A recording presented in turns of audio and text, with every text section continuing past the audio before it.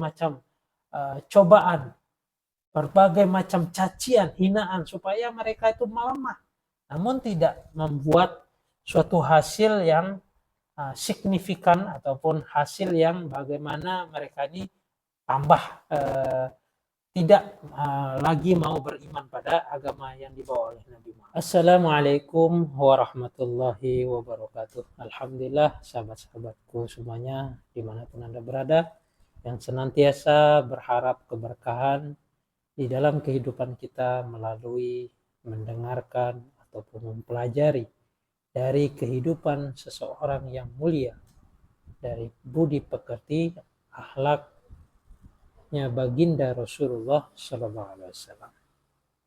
Alhamdulillah saat ini kita sudah memasuki kurang lebihnya di dalam sejarahnya baginda Nabi Muhammad SAW, yaitu tentang meninggalnya orang yang dicintai beliau, tentunya Khadijah tul Kubra radhiyallahu anha. Sebelumnya juga beliau telah memiliki orang yang mengasihani beliau atau senantiasa membantu dari perjuangan Rasulullah SAW, yaitu paman beliau sendiri Al-Muttalib atau Abu Talib, yang mana kita sedikit banyaknya mengenal dari bagaimana sikap Abu Talib terhadap Rasulullah SAW.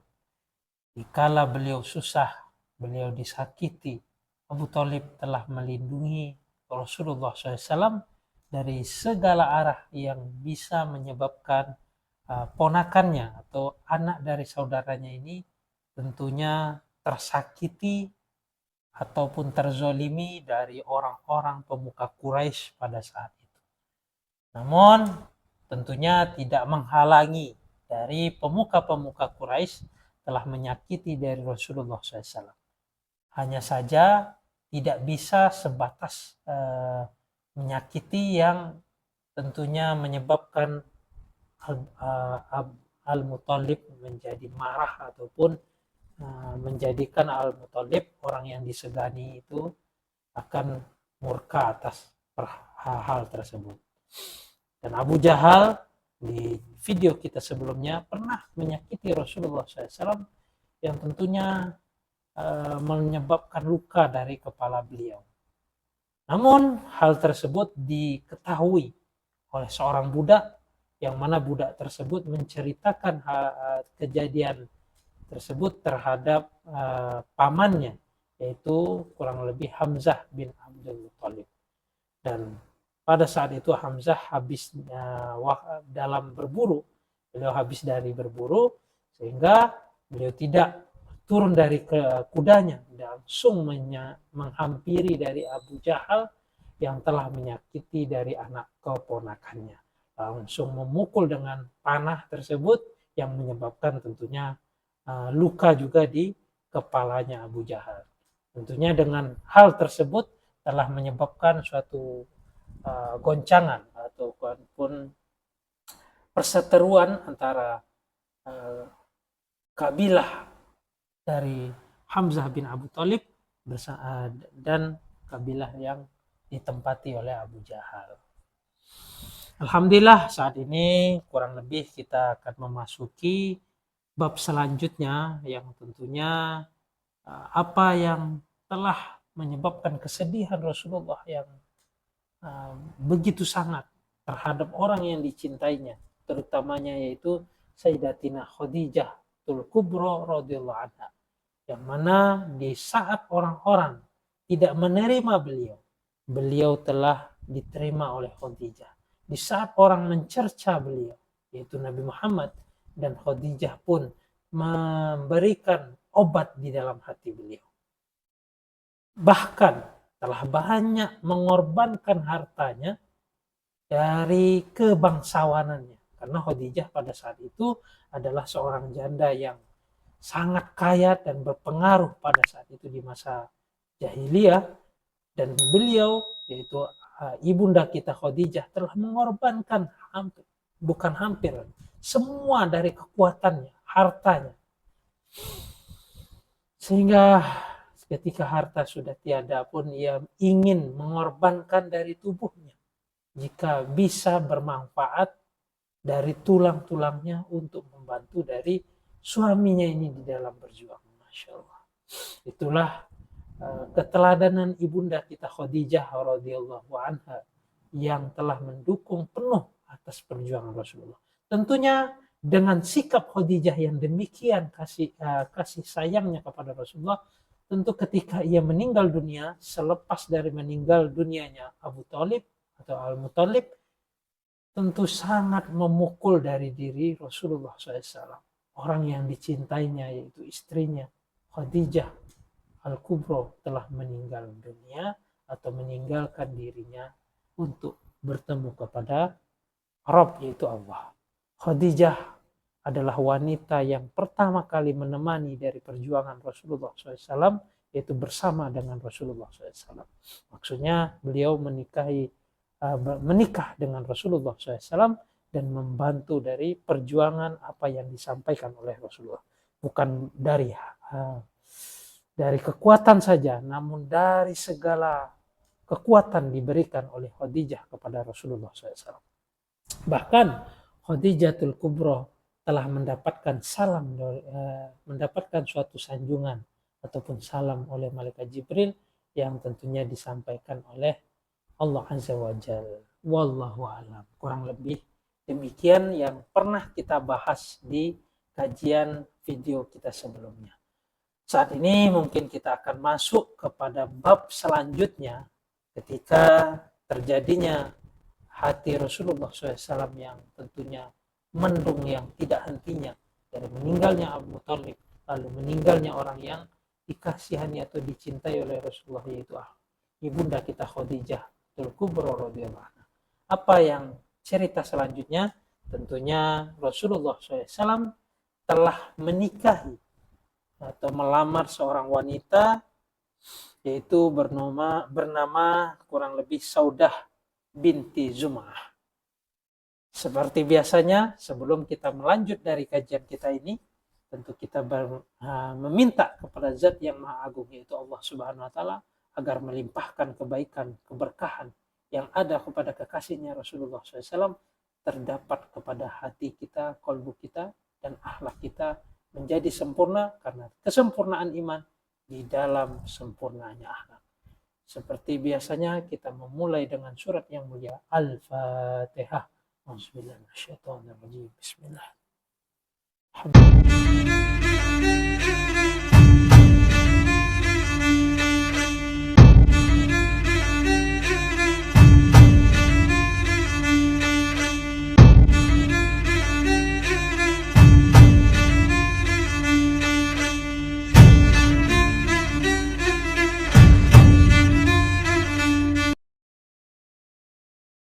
Alhamdulillah sahabat-sahabat semuanya, setelah kita membaca Al-Fatihah, kita akan melanjutkan dari kajian kita tentang menikahnya Rasulullah SAW dengan Saudah.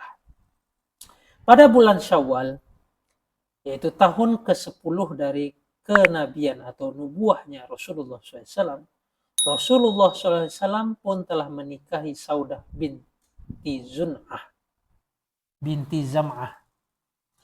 Dia termaksud dari orang-orang yang telah memeluk Islam.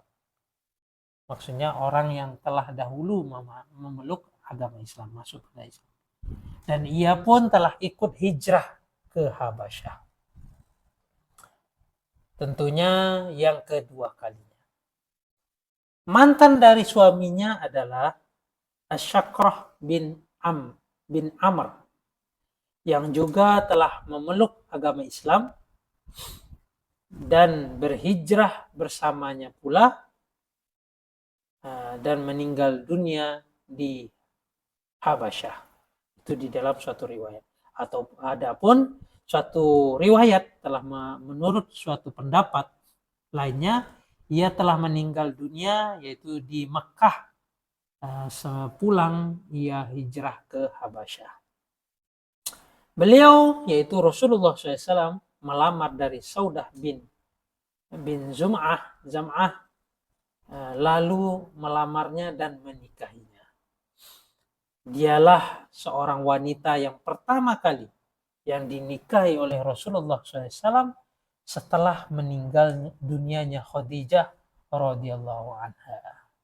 Setelah beberapa tahun kemudian berjalannya pernikahan Rasulullah SAW dengan Saudah, Saudah pun telah memberikan gilirannya, atau ya biasa di dalam hukum fikih ada giliran-giliran yang dibagikan kepada istri-istri tentunya jika ia memiliki istri lebih dari satu.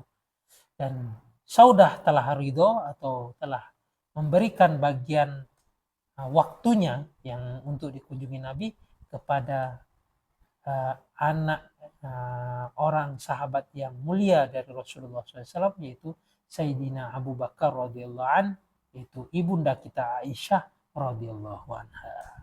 Kurang lebihnya demikian. Sekarang kita masuk kepada bab tentang bagaimana kekuatan yang dimiliki oleh para sahabat. Tentunya apa penyebab dari faktor-faktor mereka menjadi kuat dan begitu sabar maupun tabah menerima segala ujian dan rintangan, bahkan teguhnya hati mereka di dalam apa yang diajak oleh baginda Nabi Muhammad SAW. Tentunya orang-orang yang memiliki dari perasaan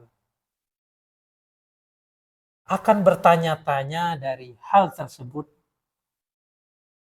bagi orang yang benar-benar ia memiliki akal. Tentunya dia akan berpikir tidak habis atau berpikir kok bisa demikian terjadinya. Kok bisa dia bisa bertahan dengan bagaimana cobaan rintangan yang dialaminya ketika ia benar-benar mengakui apa yang dibawa oleh baginda Nabi Muhammad SAW.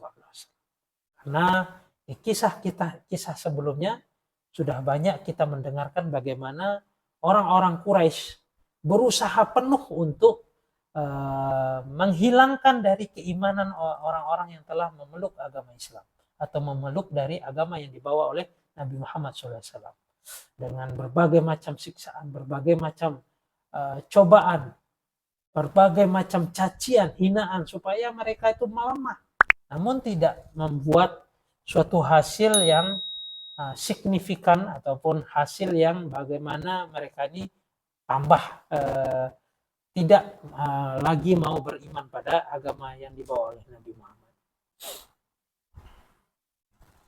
Tentunya hal tersebut ada suatu hal faktor ataupun sebab kenapa mereka bisa demikian. Orang-orang Muslim pada saat itu tentunya kenapa bisa demikian tabah ataupun bisa menerima dari hal-hal rintangan yang diberikan oleh orang-orang Quraisy kepada mereka atau pemuka-pemuka Quraisy yang tidak menyukai dari keislaman mereka. Bagaimana mungkin tentunya mereka bisa memiliki ketabahan dan kesabaran demikian, sedangkan kita pernah mendengar ada seorang yang bernama Ammar yang dia disiksa, dia adalah seorang budak yang tentunya ibunya bernama kurang lebih Sumayyah yang Abu Jahal kalau tidak salah ya teman-teman, yang telah menikam kemaluannya dengan tombak sehingga ia mati, dan ialah wanita yang pertama kali syahid di dalam mempertahankan agama Islam. Begitu juga Ammar ini disiksa dengan demikian bentuk rupanya. Dia ini diminta untuk tidak mengakui ataupun tidak membenarkan dari apa yang dia katakan. Karena tidak kuatnya, tidak mampunya menahan dari siksaan tersebut, dia pun tidak dia inginkan tentunya, ya karena sakitnya dengan cobaan dan derita, ia pun menyatakan benar hingga dia lepas dari siksaan, dan dia pun datang kepada Rasulullah karena takut dari hal tersebut bisa menyebabkan dia ini kufur ataupun dia ini keluar dari keislamannya. Namun Rasulullah mengatakan tidak, dia ini karena suatu hal yang betul-betul akan bisa menghilangkan nyawanya sehingga dia melakukan hal tersebut. Wallahu alam, kurang lebih demikian. Tentu bisa kita bayangkan bagaimana siksaan ujian yang berat diberikan kepada orang-orang yang telah memeluk Islam. Tentunya tidak terlepas dari kalangan-kalangan yang lemah atau kalangan yang dia ini betul-betul tidak memiliki pengaruh. Lain dengan keislaman Hamzah bin Abu Thalib, Umar bin Khattab, tentu dia mendapatkan suatu ancaman, tapi mereka karena punya pengaruh dan mereka orang yang disegani, tentu tidak memberikan keberanian yang lebih juga terhadap orang pemuka-pemuka Quraisy. Kurang lebih demikian.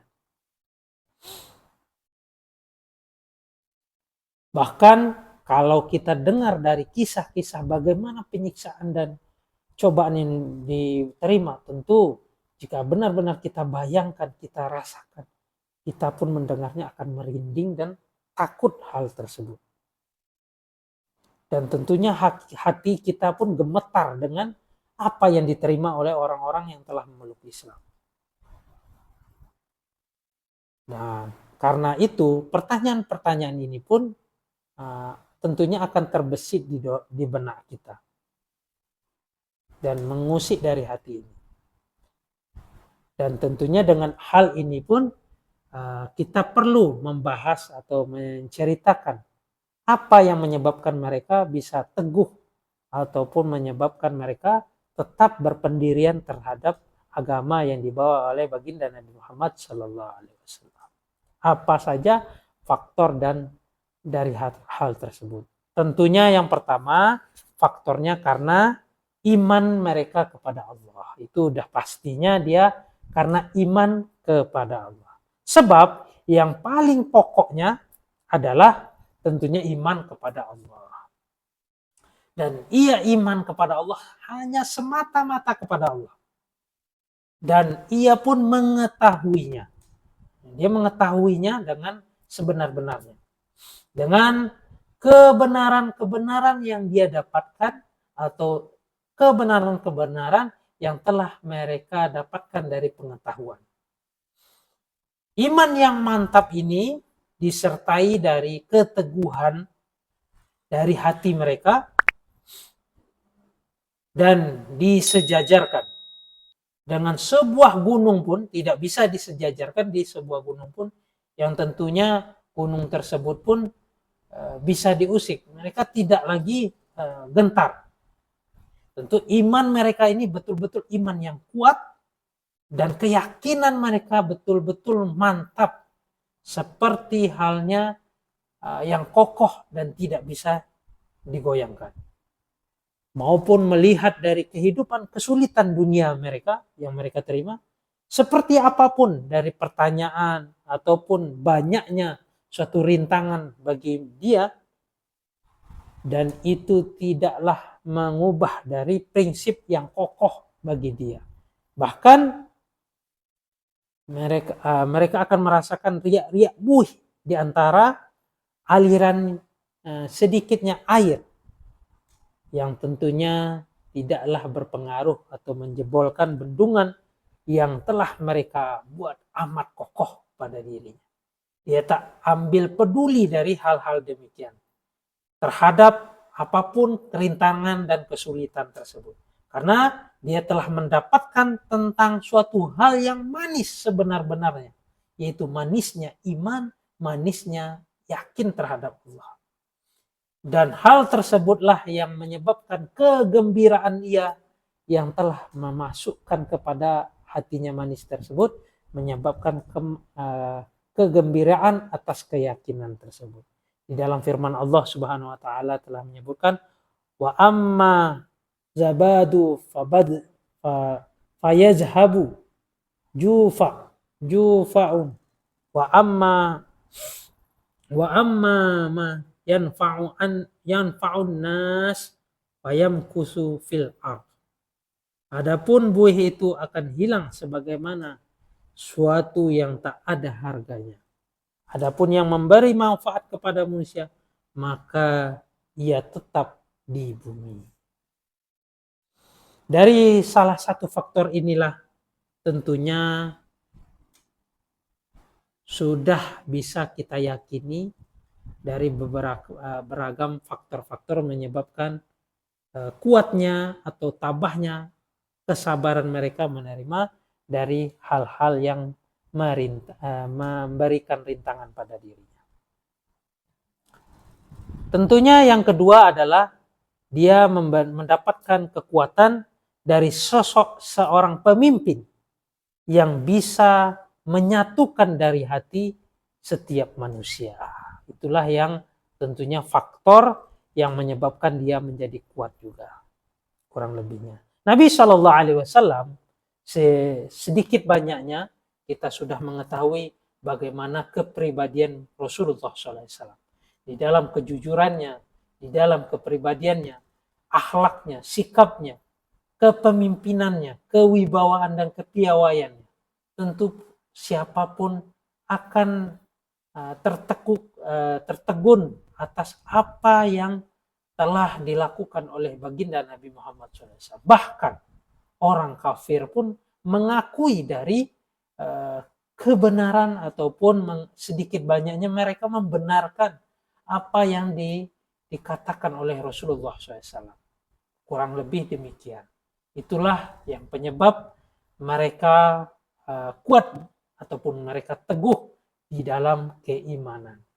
Insya Allah di pertemuan berikutnya kita akan bahas sedikit banyaknya bagaimana cerita-cerita keteguhan dan kecintaan mereka kepada Rasulullah dan kepribadian Rasulullah SAW secara ringkas ataupun untuk mengenal dari bagaimana kokohnya, tabahnya, sabarnya mereka yang ditimbulkan karena kecintaan mereka kepada Rasulullah SAW yang tidak bisa dihalangi juga dengan apapun. Dan itulah yang menyebabkan kokohnya keimanan mereka yang kedua. Dan kita akan bahas di pertemuan berikutnya di pembahasan tentang bagaimana yang cara kedua dia mendapatkan kokohnya keimanan dan kesabaran, tabahnya di dalam berbagai rintangan yang diberikan mereka. Kurang lebihnya saya mohon maaf jika ada video saya ini kurang lebih salah di dalam sikap dan lainnya, mohon diberi komentar yang positif. Jangan lupa kalian bantu like untuk mendukung video saya dan share sebanyak-banyaknya. Jika kalian ingin mendapatkan notifikasi, silahkan tekan subscribe. Wabillahi taufiq wal hidayah. Assalamualaikum warahmatullahi wabarakatuh.